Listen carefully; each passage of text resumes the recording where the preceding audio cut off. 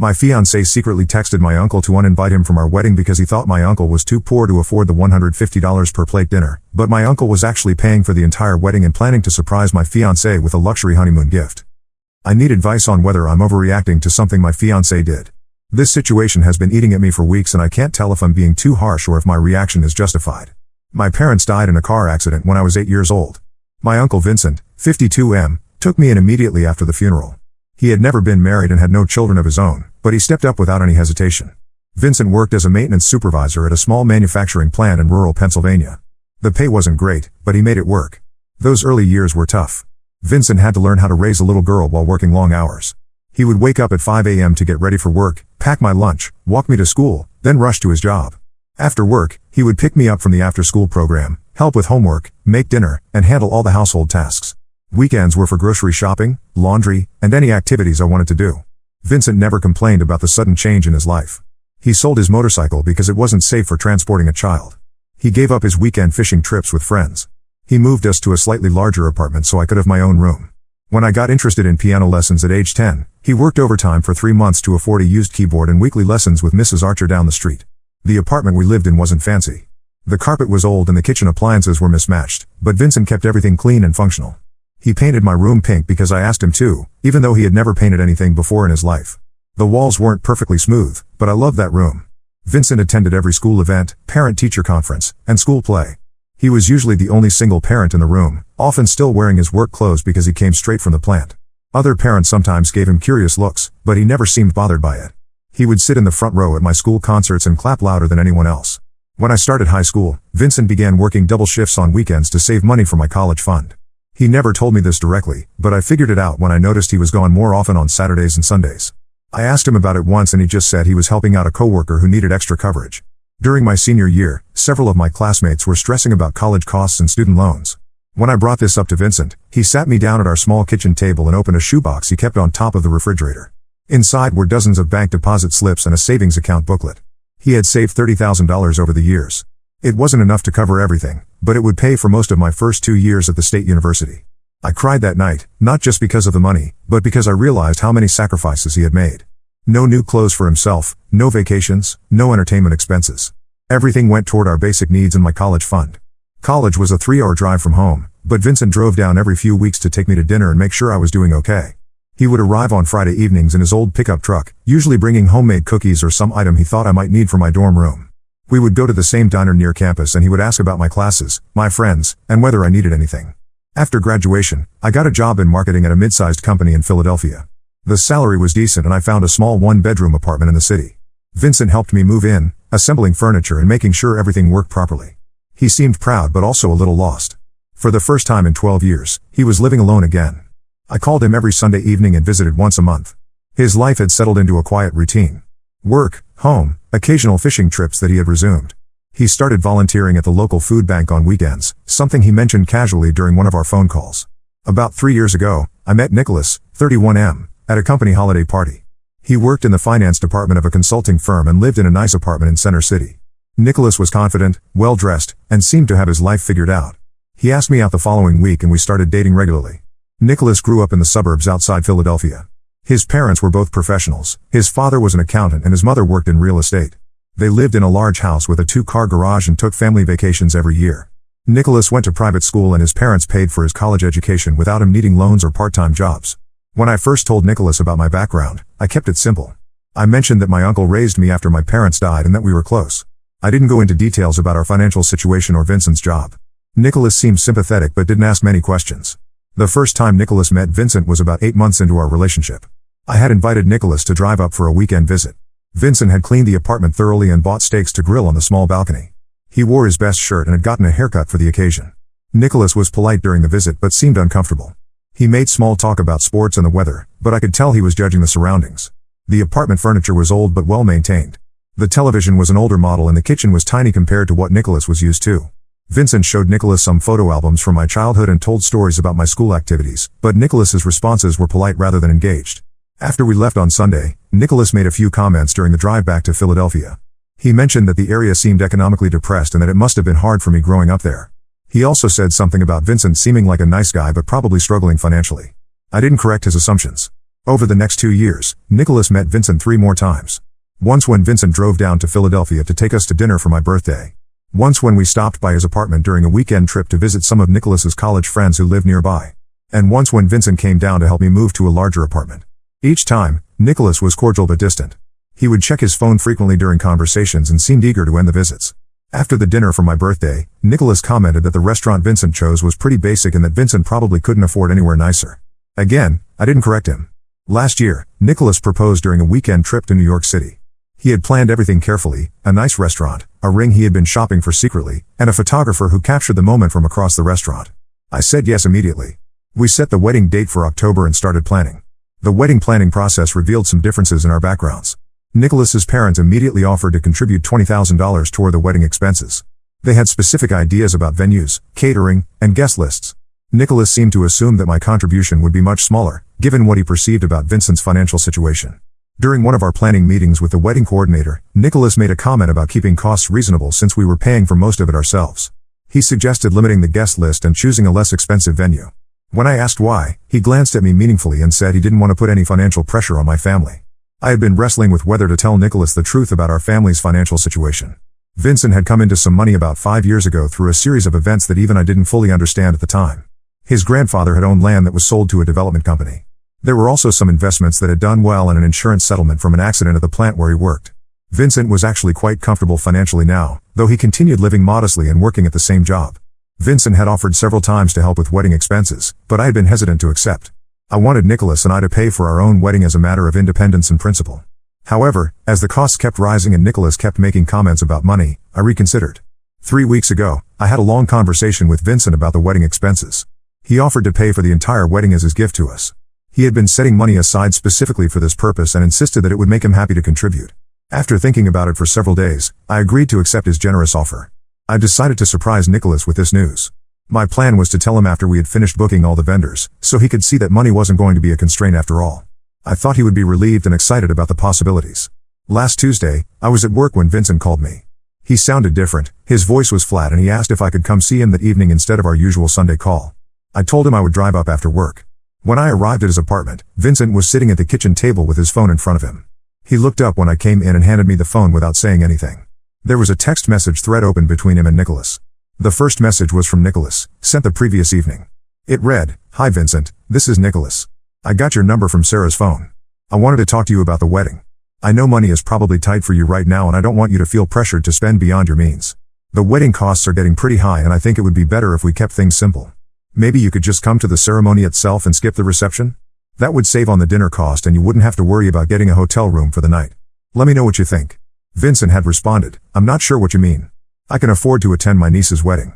Nicholas's reply came an hour later, "I understand you want to be there, but I'm trying to look out for everyone here.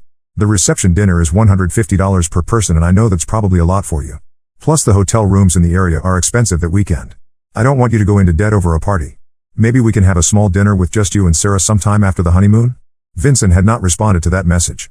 I stared at the phone screen for several minutes. Nicholas had taken my phone while I was sleeping to get Vincent's number. He had made assumptions about Vincent's financial situation and decided unilaterally to disinvite him from our wedding reception. He had done this without consulting me and had presented it as if he was doing Vincent a favor. Vincent finally spoke up.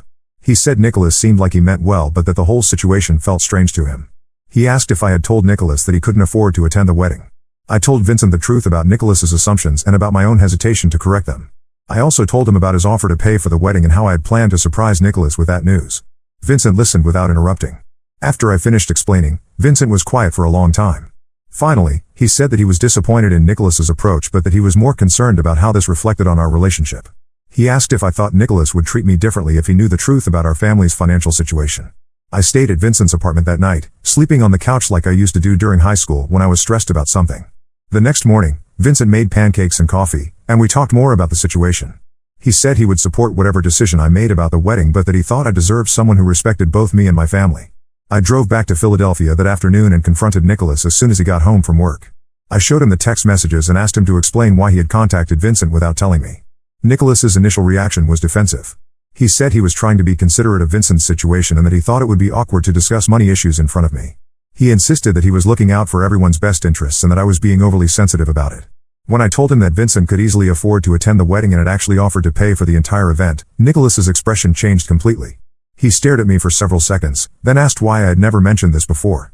I explained my reasoning about wanting to be independent and my plan to surprise him with the news about Vincent's contribution.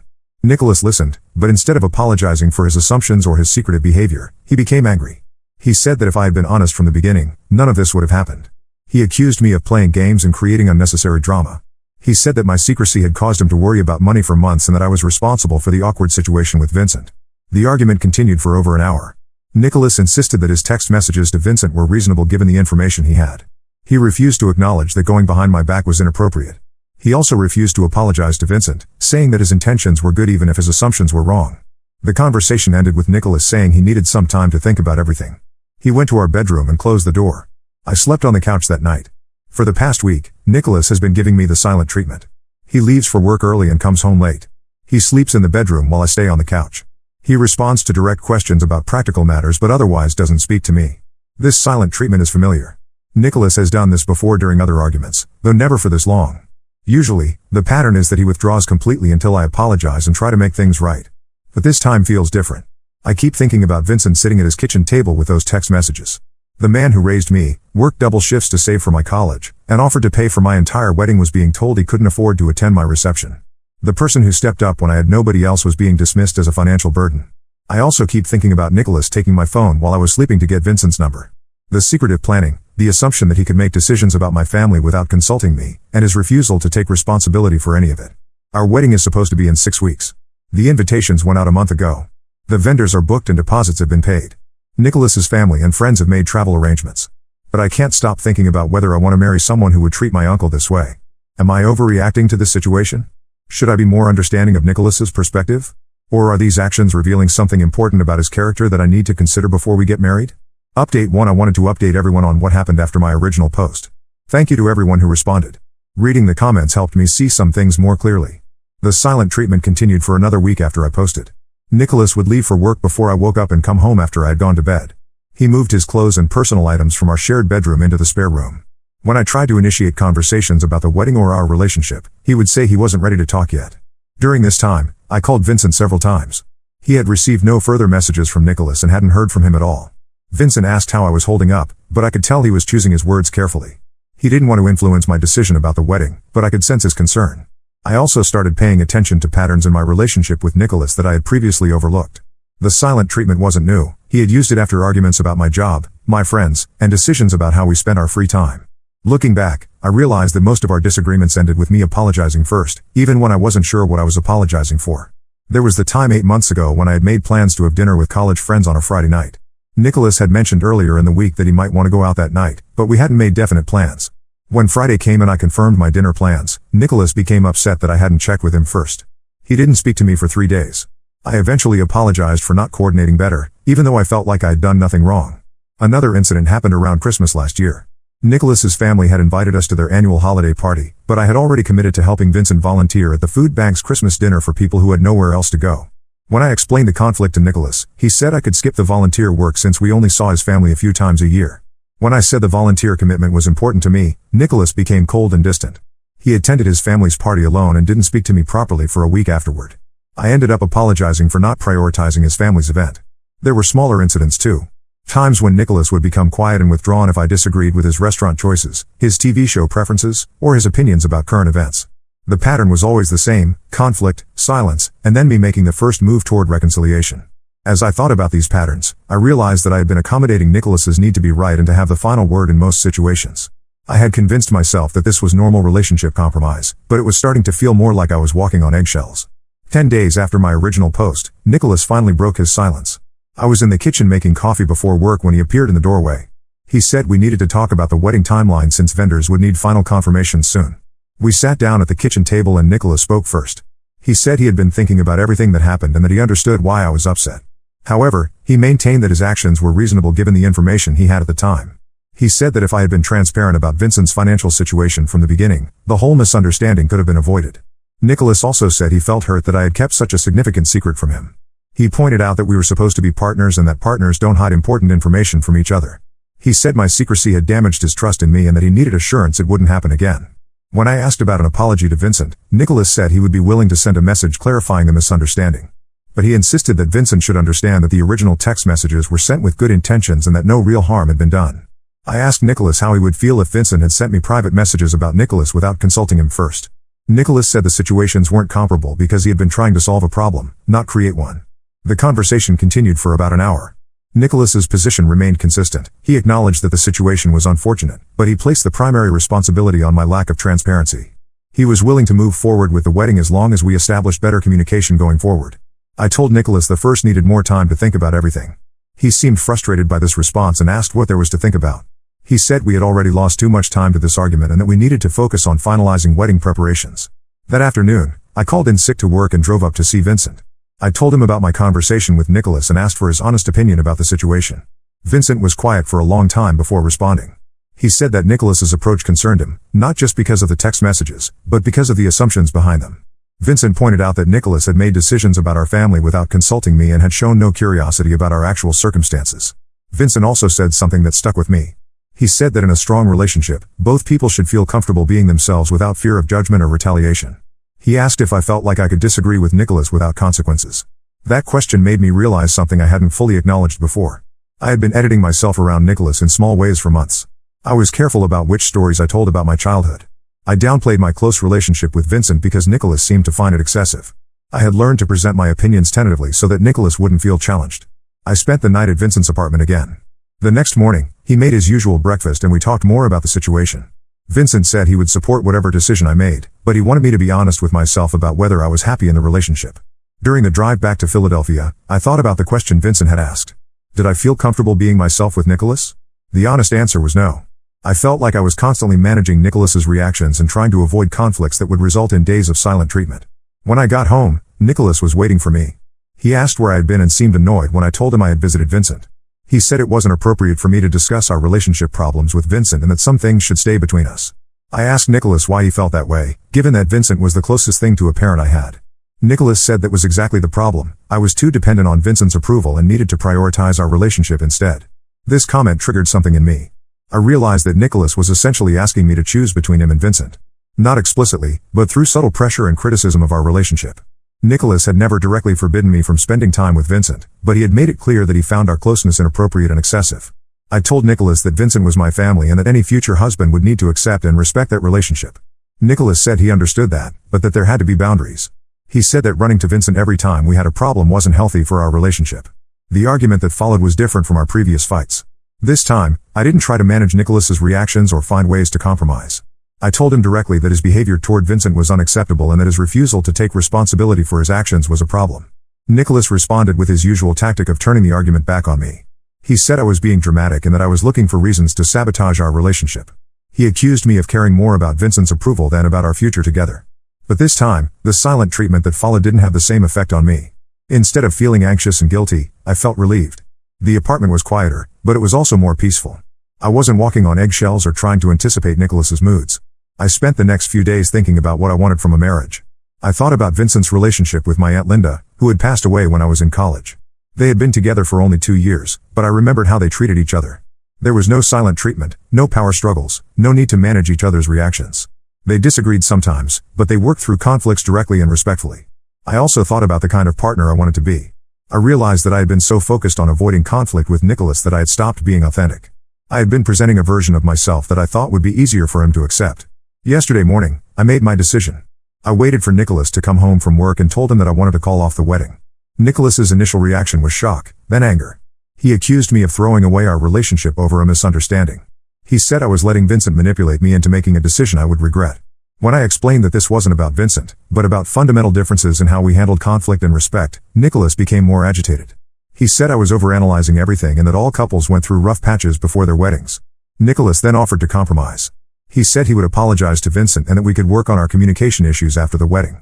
He pointed out that we had already spent thousands of dollars on deposits and that our families and friends had made plans to attend. I told Nicholas that I appreciated his willingness to work on things, but that I needed to be honest about my doubts.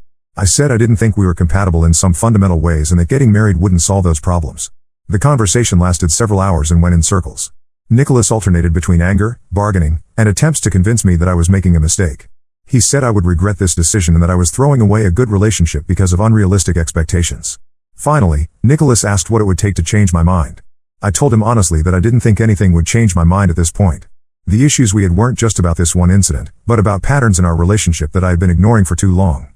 Nicholas said he needed time to process everything and left to stay at his friend's apartment. He took a suitcase and some of his belongings. Before he left, he asked me to promise not to make any official announcements about the wedding until we had a chance to talk again in a few days. I agreed to wait before making any public announcements, but I also told him that my decision was final. Nicholas said he didn't believe that and that he thought I would come to my senses once I had time to think rationally about what I was giving up. This morning, I called Vincent to tell him about my decision. He listened without interrupting and then said he was proud of me for being honest about what I wanted. He offered to help with any practical aspects of canceling the wedding, but he didn't express relief or satisfaction about the decision. He just said he supported me and would be there for whatever I needed. I'm supposed to call Nicholas tonight to talk more about the practical aspects of calling off the wedding. I'm not looking forward to that conversation, but I feel certain about my decision. For the first time in months, I feel like I can breathe properly. Update 2: a lot has happened since my last update and I wanted to share the latest developments. Some of you had asked about the practical aspects of calling off a wedding, so I'll include details about that process as well. The conversation with Nicholas that I mentioned at the end of my last update didn't go as planned. When I called him at his friend's apartment, Nicholas said he had been thinking about everything and that he believed we could work through our problems if I was willing to compromise. His specific proposal was that we postpone the wedding by 6 months instead of canceling it entirely. Nicholas said this would give us time to attend couples counseling and work on our communication issues. He also offered to have a proper conversation with Vincent to clear the air. I told Nicholas that I appreciated his willingness to work on things, but that postponing wouldn't change my fundamental concerns about our relationship. Nicholas became frustrated and said I wasn't giving us a real chance to fix things. He accused me of making a permanent decision based on temporary problems. The call ended with Nicholas saying he wasn't ready to accept that our relationship was over. He asked for 1 more week to put together a plan for how we could move forward. Against my better judgment, I agreed to wait 1 more week before making any official announcements about the wedding. During that week, Nicholas reached out to me several times with different proposals. He suggested we could go to premarital counseling. He offered to move to a larger apartment where Vincent would be more comfortable visiting. He even said we could have a smaller, less expensive wedding if money was part of the issue. Each conversation followed the same pattern. Nicholas would present a solution that he thought addressed the surface problems, and I would try to explain that the issues were deeper than logistics or communication skills. Nicholas seemed unable to understand that the problem wasn't just about the incident with Vincent, but about fundamental differences in how we approached conflict and relationships. Meanwhile, I had started the process of canceling wedding vendors. This turned out to be more complicated and expensive than I had anticipated. The venue required 30 days notice to avoid paying the full amount, but we were only 5 weeks out from the wedding date. The caterer had already ordered food and would charge us for 50% of the total cost. The photographer was willing to refund the deposit minus a $500 cancellation fee. I called Nicholas to discuss how we would split these costs. Nicholas's response was that if I was the one choosing to cancel the wedding, I should be responsible for all the cancellation fees. He said he was still willing to get married and that the financial losses were a result of my decision. I pointed out that both of us had signed contracts with the vendors and that both of us should share the financial responsibility. Nicholas disagreed and said he wouldn't pay for cancellation fees unless I could prove that he had done something wrong that justified calling off the wedding. This conversation revealed something about Nicholas's character that I hadn't fully recognized before. He was willing to let me absorb all the financial consequences of a decision that was based on problems in our relationship that he had contributed to. His attitude was that since he still wanted to get married, he bore no responsibility for the costs of canceling. I told Nicholas the first would pay the cancellation fees myself rather than continue arguing about it. This seemed to surprise him. I think he expected that the financial pressure would convince me to reconsider calling off the wedding. After I hung up from that call, I realized that Nicholas's approach to the cancellation fees was consistent with his approach to the original incident with Vincent. In both cases, he took actions that created problems and then refused to accept responsibility for the consequences.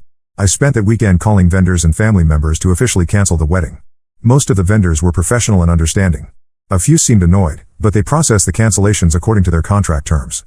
Calling family members was more difficult. Nicholas's parents were shocked and asked if there was anything they could do to help us work things out. They offered to pay for counseling and suggested that cold feet before a wedding was normal. I appreciated their concern, but I kept my explanation simple. I told them that Nicholas and I had realized we weren't compatible and that it was better to figure this out before the wedding rather than after. Vincent took the news calmly. He said he had suspected this might happen based on our conversations over the past few weeks. He offered to drive down and help me deal with any practical aspects of the cancellation that I needed help with. The most awkward part was calling friends who had made travel arrangements for the wedding. Most people were supportive once I explained that the decision was mutual and amicable. A few friends seemed disappointed that they had already booked hotels and flights, but no one made me feel guilty about it. By the end of that weekend, all the official cancellations were complete. I had spent about $3,200 in cancellation fees, but most of the deposits were refunded. The financial loss was significant but manageable. On Monday evening, Nicholas called to ask if I had gone through with canceling everything. When I confirmed that I had, he became angry. He said I had made irreversible decisions without giving him a real chance to fix our relationship problems. Nicholas also said he had been talking to his friends about our situation and that they all thought I was making a mistake. He said that most couples go through difficult periods and that the problems we were having weren't serious enough to justify calling off a wedding. I asked Nicholas what his friends thought about his text messages to Vincent and his refusal to apologize. Nicholas said he had explained the situation and that his friends understood he had been trying to be considerate of Vincent's financial situation. He said they thought I was overreacting to what was essentially a misunderstanding. This conversation helped me realize that Nicholas and I had completely different perspectives on what had happened. From his point of view, he had made a reasonable attempt to help with a financial problem and I was punishing him for good intentions. From my perspective, he had made assumptions about my family, gone behind my back to uninvite my uncle from our wedding, and then refused to take responsibility for his actions. The conversation ended with Nicholas saying he thought I would eventually realize I had made a mistake, but that by then it would be too late to fix things. He said he wasn't going to wait around for me to change my mind. Last Tuesday, Nicholas came by our apartment to pick up the rest of his belongings. The process was awkward but civil. Nicholas took most of his furniture and personal items. We divided up shared purchases like kitchen appliances and wedding gifts that had already arrived. Before he left, Nicholas made one more attempt to change my mind. He said that we had built a life together over 3 years and that it was wasteful to throw that away over problems that could be fixed with effort and time. I told Nicholas that I respected the time we had spent together, but that I had come to realize we wanted different things from a relationship. Nicholas asked what I meant by that, so I tried to explain as clearly as possible. I said that I needed to be with someone who could disagree with me without withdrawing emotionally. I needed someone who would respect my family relationships instead of trying to manage or control them. I needed someone who could take responsibility for their mistakes instead of always finding ways that problems were someone else's fault. Nicholas listened to this explanation and then said that I was describing an idealized version of relationships that didn't exist in real life. He said that all couples have power struggles and that the key is learning to compromise. He accused me of having unrealistic expectations that would make it impossible for me to be happy with anyone. After Nicholas left with his belongings, I spent the evening cleaning the apartment and rearranging furniture. For the first time in weeks, I felt completely relaxed. I didn't have to worry about managing anyone's reactions or walking on eggshells. I could just exist in my own space without tension. I called Vincent that evening to update him on everything that had happened. He listened to my description of the conversation with Nicholas and then asked how I was feeling about everything. I told Vincent that I felt relieved but also a little sad about the end of the relationship. Vincent said that was normal and that it was possible to grieve the end of something even when you knew it was the right decision. Vincent also told me something that I found helpful. He said that the most important thing I had learned from this experience was that I could trust my own judgment about what I needed from a relationship. He said that many people ignore their instincts about compatibility and end up in marriages that make them unhappy. Over the past week, I've been adjusting to living alone again. The apartment feels different without Nicholas's presence, but not in a bad way. I've been sleeping better and feeling less anxious in general. A few mutual friends have reached out to ask about what happened. I've kept my explanations brief and neutral. I've said that Nicholas and I realized we weren't compatible for marriage and that we decided to end things before the wedding rather than after. One friend, Jessica, pushed for more details because she said she was surprised by the breakup. When I gave her a general overview of the situation with Vincent and the text messages, Jessica seemed to understand why I had concerns about Nicholas's behavior. Jessica also mentioned that she had always felt like I seemed tense when I was around Nicholas, though she hadn't said anything at the time. She said I seemed more like myself again now, which was reassuring to hear.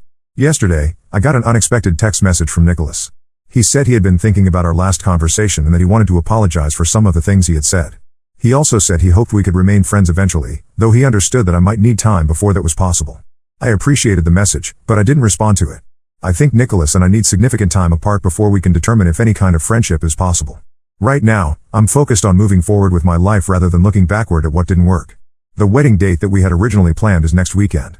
Instead of being in the middle of final preparations and rehearsal dinners, I'm planning to spend the weekend helping Vincent with some projects around his apartment. It feels like a much better way to spend the time. Update 3: I wanted to provide a final update on how things have been going since I called off my wedding. It's been about 2 months since everything happened and I feel like I can now see the situation more clearly. The weekend that was supposed to be my wedding turned out to be exactly what I needed. I drove up to Vincent's place on Friday afternoon and we spent the entire weekend working on a project he had been putting off for months, organizing and digitizing old family photos that had been stored in boxes in his closet. We found pictures I hadn't seen in years. Photos of my parents from before I was born, pictures of me as a child that Vincent had taken during school events and family outings, and even some old photos of Vincent's parents and grandparents that I had never seen before. We spent hours going through everything, scanning the important ones, and creating organized albums. During that weekend, Vincent told me more stories about my parents and about his own childhood than he had shared in years.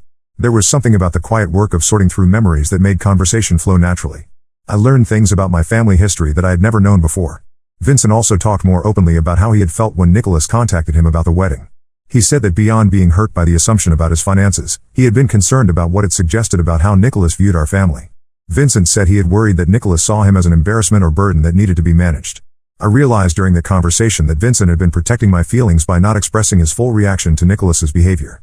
He had been diplomatic in our previous conversations because he didn't want to influence my decision about the wedding. But once I had made my choice, he felt comfortable being more honest about his concerns. Vincent also told me that he had been prepared to step back from my life if that's what it took for my marriage to work. He said he would have been heartbroken, but that he loved me enough to remove himself as a source of conflict if necessary. This revelation made me understand even more clearly that I had made the right decision. The following week back in Philadelphia was when things got more complicated. Nicholas had been sending me occasional text messages since our last conversation, usually just checking in or sharing something he thought I would find interesting. I had been responding politely but briefly. On Wednesday evening, Nicholas called and asked if we could meet for coffee to talk about some practical matters. He said he had some mail that had been delivered to his friend's apartment for me, and that there were a few shared accounts that we needed to close or transfer. I agreed to meet him at a coffee shop near my apartment. When I arrived, Nicholas was already there with a folder of papers and a small stack of mail. We handled the practical business quickly, closing a joint credit card account, transferring utilities, and discussing what to do about the lease on my apartment that both of our names were on. After we finished with the paperwork, Nicholas asked how I was doing. I told him I was adjusting well to the changes and that I felt good about my decision. Nicholas nodded and said he was glad I seemed happy. Then Nicholas said he had been doing some thinking about our relationship and that he wanted to share some insights he had gained. He said he had realized that he sometimes had trouble expressing his emotions directly and that this had led to communication problems between us. Nicholas also said he had been talking to a counselor individually and that he was working on being more aware of his patterns in relationships. He said he understood now that his tendency to withdraw during conflicts had been harmful to our relationship. I appreciated that Nicholas was working on understanding himself better, but I also felt cautious about where the conversation was heading. When I didn't respond immediately, Nicholas continued. He said that he believed we had both made mistakes in our relationship, but that the problems weren't insurmountable. Nicholas said he thought we could have a healthier relationship now that he was more aware of his communication patterns and now that I had been more direct about my needs. Nicholas then asked if I would be willing to consider starting over slowly, maybe as friends first, with the possibility of rebuilding something romantic if we both felt ready for that eventually. I thought carefully before responding because I wanted to be honest but not unnecessarily hurtful. I told Nicholas that I was glad he was working on understanding himself better and that I hoped those insights would help him in future relationships. But I said that I didn't think trying again was the right choice for me. I explained that even if Nicholas changed his communication patterns, I didn't think we were fundamentally compatible in terms of what we wanted from a partnership. I said that I needed to be with someone who naturally approached conflicts and family relationships in a way that felt comfortable to me, rather than someone who had to work against their instincts to accommodate my needs. Nicholas seemed disappointed but not entirely surprised by my response. He asked if there was anything he could have done differently that would have changed my mind. I told him honestly that I didn't think so, that I had come to realize we simply weren't right for each other, regardless of who was at fault for specific problems. Before we left the coffee shop, Nicholas said he hoped I would find what I was looking for in a relationship. He also said he was sorry about the way things had ended and that he wished he had handled the situation with Vincent differently from the beginning. I thanked Nicholas for the apology and told him I wished him well. We shook hands and agreed that it was probably best if we didn't maintain regular contact, at least for the immediate future. Walking home from that meeting, I felt a sense of closure that I hadn't experienced before. Nicholas and I had been able to have a calm, respectful conversation about the end of our relationship. Even though we still had different perspectives on what had gone wrong, we had both acknowledged that ending the engagement was the right decision. The next few weeks fell into a comfortable routine. I was sleeping better, eating better, and generally feeling more energetic than I had in months. I started taking a yoga class on Tuesday evenings and joined a book club that met monthly at a local bookstore. I also began spending more time with friends I had somewhat neglected during the intense period of wedding planning and relationship problems. Jessica and I started having regular dinner dates, and I reconnected with a college friend who lived in Philadelphia but whom I hadn't seen much since I started dating Nicholas. During one of these dinners with Jessica, she mentioned that she had always thought Nicholas was controlling, though she had never felt comfortable saying so while we were together. She said she had noticed that I seemed to check with Nicholas before expressing opinions about movies, restaurants, or weekend plans, even in casual social situations. Jessica's observation surprised me because I hadn't been conscious of doing that. But when I thought back to social gatherings, I realized she was right. I had developed a habit of gauging Nicholas's reaction before expressing preferences or disagreeing with something someone had said. This conversation helped me understand that the problems in my relationship with Nicholas had been more pervasive than I had realized. It wasn't just about the incident with Vincent or the silent treatment during arguments. I had been subtly modifying my behavior in many small ways to avoid conflict with Nicholas. About 3 weeks ago, I got a text message from Nicholas's mother. She said she had been thinking about me and wanted to know how I was doing. She also said that she and Nicholas's father had always enjoyed getting to know me and that they were sorry things hadn't worked out between Nicholas and me.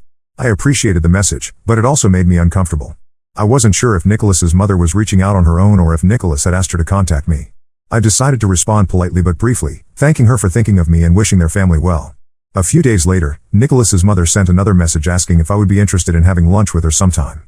She said she understood if I preferred not to maintain contact with Nicholas's family, but that she had valued our relationship and hoped we could stay in touch. I thought about this invitation for several days before responding. On one hand, I had genuinely liked Nicholas's parents and appreciated their kindness to me during our relationship. On the other hand, I worried that maintaining contact with them might make it harder for both Nicholas and me to move on completely. I ultimately decided to decline the lunch invitation, but I did so in a way that left the door open for possible future contact. I told Nicholas's mother that I appreciated her reaching out and that I had always enjoyed spending time with her and Nicholas's father. But I said that I thought it was best for everyone if I didn't maintain close contact with Nicholas's family while we were all still adjusting to the end of the engagement. Nicholas's mother responded graciously, saying she understood my decision and that I should feel free to reach out if I ever changed my mind. Meanwhile, my relationship with Vincent has continued to grow stronger.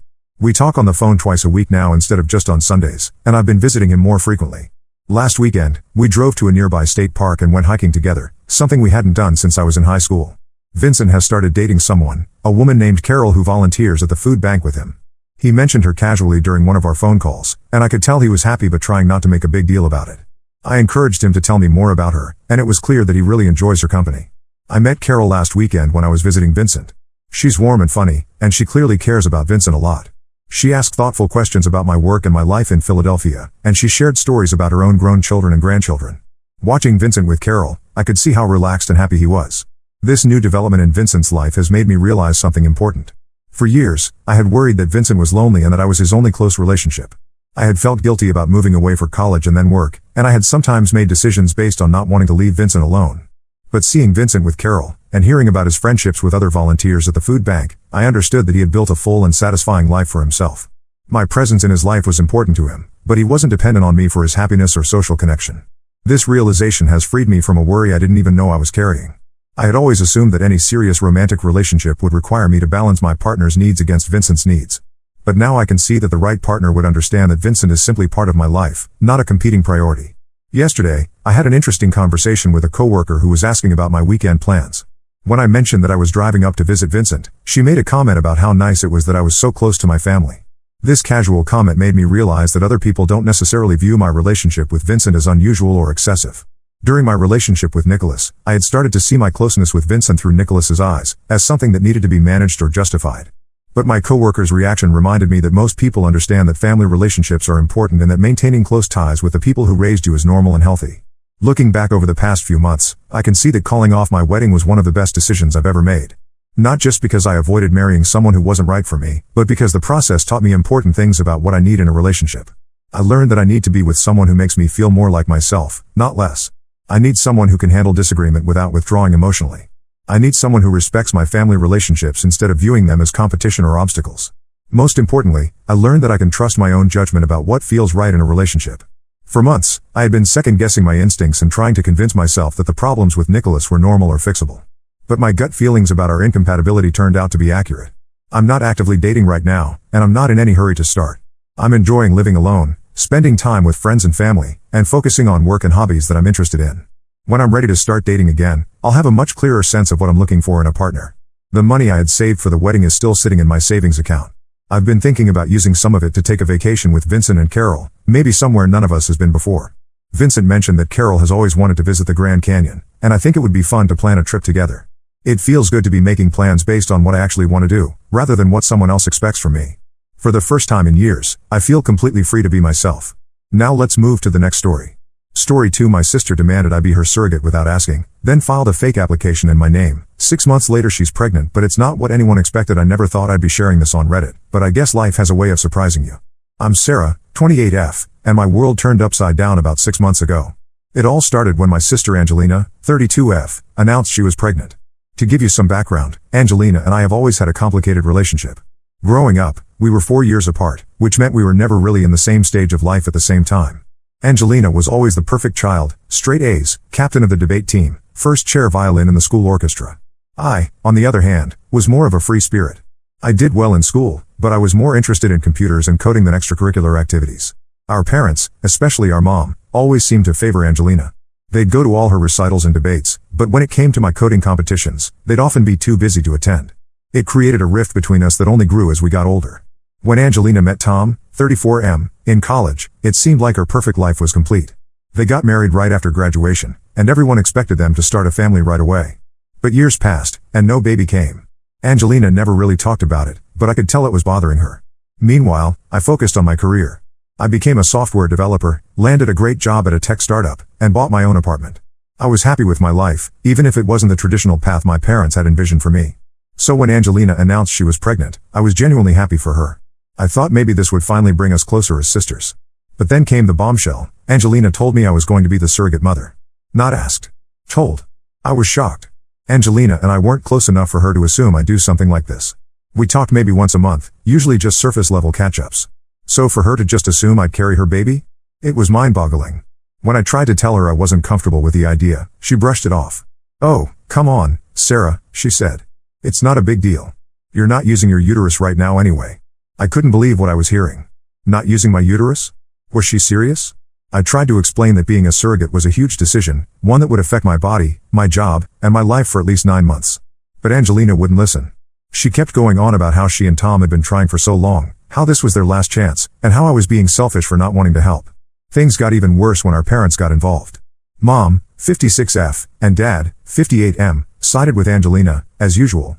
They started calling me every day, telling me how important family is and how I should be willing to do anything for my sister. Dad even said, "Sarah, this is your chance to finally do something meaningful with your life." That hurt. I have a good job, my own place, and a life I'm proud of. But suddenly, because I wasn't willing to be an incubator for my sister, none of that mattered? It felt like I was back in high school, constantly being compared to Angelina and found wanting. The pressure kept mounting. Angelina started telling our extended family and friends about her wonderful sister who was going to be her surrogate. She even posted about it on Facebook before I had agreed to anything. Suddenly, I was getting messages from aunts, uncles, and cousins I hadn't spoken to in years, all praising me for my selflessness. I tried to set the record straight, but Angelina had already spun her story. Anyone I told the truth to either didn't believe me or said I was being dramatic. "It's just 9 months, they'd say. Don't you want your sister to be happy?" But it wasn't just 9 months. It was my body, my career, my life. I had just been promoted to lead developer on a major project at work. How was I supposed to manage that while pregnant? And what about the health risks? The potential long-term effects on my body? Nobody seemed to care about any of that. The final straw came at a family dinner. Angelina had invited everyone over to celebrate the upcoming surrogacy. I hadn't agreed to anything, but she acted like it was a done deal. As we sat around the table, she started talking about her plans for the nursery and how excited she was for me to start the hormone treatments. I couldn't take it anymore. I stood up and told everyone the truth. I said I had never agreed to be a surrogate, that Angelina had been lying to everyone, and that I was tired of being pressured and guilted into something I didn't want to do. The room went quiet. Then all hell broke loose. Angelina burst into tears, saying I was ruining her only chance at motherhood. Mom and Dad started yelling at me, calling me selfish and heartless. Tom just sat there, looking uncomfortable. I left the dinner feeling like I was going crazy. Was I really the bad guy here? Was I being selfish for not wanting to give up my body and my life for 9 months? I didn't think so, but my family sure seemed to think otherwise. Since that night, things had been tense. Angelina isn't speaking to me. Mom and Dad keep leaving guilt-tripping voicemails. Even some of my friends have been weird about it, saying things like, "Well, if it was my sister, I'd do it." I'm standing my ground, but it's hard. I feel like I'm losing my family over this. But at the same time, I can't believe they'd put this kind of pressure on me. It's my body, my choice, right? The whole situation has brought up a lot of old feelings from childhood. The constant comparison to Angelina, the feeling that nothing I do is ever good enough for my parents. I thought I had moved past all that, but this surrogacy drama has brought it all back to the surface. I've tried talking to Angelina one-on-one, hoping to make her understand my perspective. But she won't listen. She keeps saying things like, "You've always been selfish and you've never cared about anyone but yourself." It's like she's rewriting our entire history to fit this narrative where I'm the bad guy. As for Tom, he's been strangely quiet throughout this whole ordeal. When I've tried to talk to him about it, he just says it's between Angelina and me. But shouldn't he have a say in who carries his child? His lack of involvement is making me suspicious, but I can't quite put my finger on why. I don't know what to do. Part of me wants to cave just to make the drama stop, but I know that's not the right reason to become a surrogate. Another part of me wants to cut ties with all of them and start fresh somewhere else. I've been looking into transferring to my company's office in another city, just to get some distance from all this. But is running away really the answer? And what if Angelina tries to go through with this surrogacy plan with someone else? Should I warn them? I guess I'm writing this to see if I'm crazy. Am I wrong for not wanting to be my sister's surrogate? How do I handle this situation without losing my family entirely? Any advice would be appreciated because right now, I feel like I'm drowning in family drama with no way out. Update 1. It's been 3 weeks since my last post, and the situation has somehow managed to get even more complicated. First off, thank you to everyone who commented on my original post. Your support and advice really helped me feel less crazy about the whole situation. I took your suggestions to heart and decided to stand my ground. I made it clear to my family that I wouldn't be a surrogate, no matter how much they pressured me. For a while, things were quiet. Too quiet, as it turns out. Last week, I got a call from a number I didn't recognize. When I answered, it was a woman claiming to be from a surrogacy agency. She started going on about how they'd received my application and were excited to move forward with the process. I was confused at first, then horrified as I realized what had happened. Angelina had filled out a surrogacy application in my name.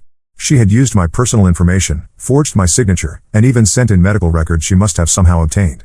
I was livid. This wasn't just crossing a line, it was identity theft. I immediately called the agency back and explained the situation. They were understanding but advised me to file a police report to protect myself. I was torn. Filing a police report meant potentially getting Angelina into serious legal trouble. But at the same time, what she did was illegal and a massive violation of my privacy.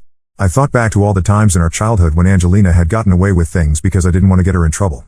Like the time she broke Mom's favorite vase and blamed it on me, or when she borrowed my car in college and got into an accident. After a lot of thought, I decided to file the report. It wasn't an easy decision, but I felt I needed to protect myself. What if Angelina tried something like this again? The fallout was immediate and intense. Angelina called me screaming, saying I was trying to ruin her life. Mom and Dad were furious, telling me I was tearing the family apart. Even Tom, who had been mostly quiet throughout this whole ordeal, left me an angry voicemail. But here's where things get even more complicated. Remember how I mentioned that Angelina and Tom had been trying for a baby for years? Well, it turns out there's a reason for that. A mutual friend reached out to me after hearing about the police report. She told me something I never knew. Tom had a vasectomy years ago, before he even met Angelina. This revelation hit me hard. Not only because it meant Angelina had been lying about their fertility struggles, but because it brought back a memory from years ago. When Angelina and Tom first started dating, I remember overhearing a conversation between them at a family barbecue. Tom had said something about not wanting kids, and Angelina had agreed, saying she wasn't sure about motherhood either. I hadn't thought much of it at the time, but now it seemed significant. Apparently, Tom never wanted children. He told Angelina this when they first started dating, and she said she was okay with it. But as the years went by, Angelina became obsessed with the idea of having a baby. She started pressuring Tom, who eventually agreed to look into adoption or surrogacy to make her happy. This new information made me question everything. Why was Angelina so desperate for a baby when she had initially been okay with not having kids? And why go to such extreme lengths to make me a surrogate instead of just adopting or finding a willing surrogate through proper channels? I didn't know what to do with this information.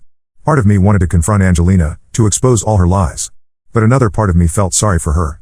Was she so desperate for a baby that she'd resort to all this deception? In the end, I decided to talk to Tom first. I met him for coffee and told him everything, about Angelina's lies, the surrogacy pressure, and what our mutual friend had told me. Tom was shocked. He admitted he'd gone along with Angelina's surrogacy plan because he thought it would make her happy, but he had no idea about the extent of her deception. As we talked, Tom opened up about his own struggles in the marriage. He confessed that he and Angelina had been having problems for years, largely stemming from their disagreement about having children. He said he'd considered leaving several times but always stayed because he loved Angelina and hoped she'd change her mind about wanting kids. Tom left our meeting looking shell-shocked. I felt bad for him, but I also felt relieved that the truth was finally coming out. I wondered if this would be the push he needed to finally stand up to Angelina and maybe even end their marriage. As for Angelina and my parents, I'm still not sure how to proceed. The police are investigating the identity theft, and I'm worried about what might happen to Angelina. Despite everything, she's still my sister. I keep thinking about our childhood, about the times when we actually got along. Like the summer we spent at our grandparents' farm, staying up late to watch meteor showers and catching fireflies in jars. It's hard to reconcile those memories with the person Angelina has become. Mom and Dad are still not speaking to me. They're convinced I'm making everything up to get out of being a surrogate. It hurts, but I'm trying to stay strong. I've started seeing a therapist to help me deal with all the stress and complicated emotions this situation has brought up. I'm seriously considering moving out of state for a while, just to get some distance from all this drama. My company has an office in another city, and I'm thinking about requesting a transfer. The idea of a fresh start is tempting, but I'm also worried about running away from my problems. So that's where things stand now. My family is in shambles, my sister might be facing legal trouble, and I'm contemplating starting over in a new city. It's not where I thought I'd be a month ago, but I guess that's life. I'll keep you all updated on what happens next. Thanks again for all your support. It means more than you know.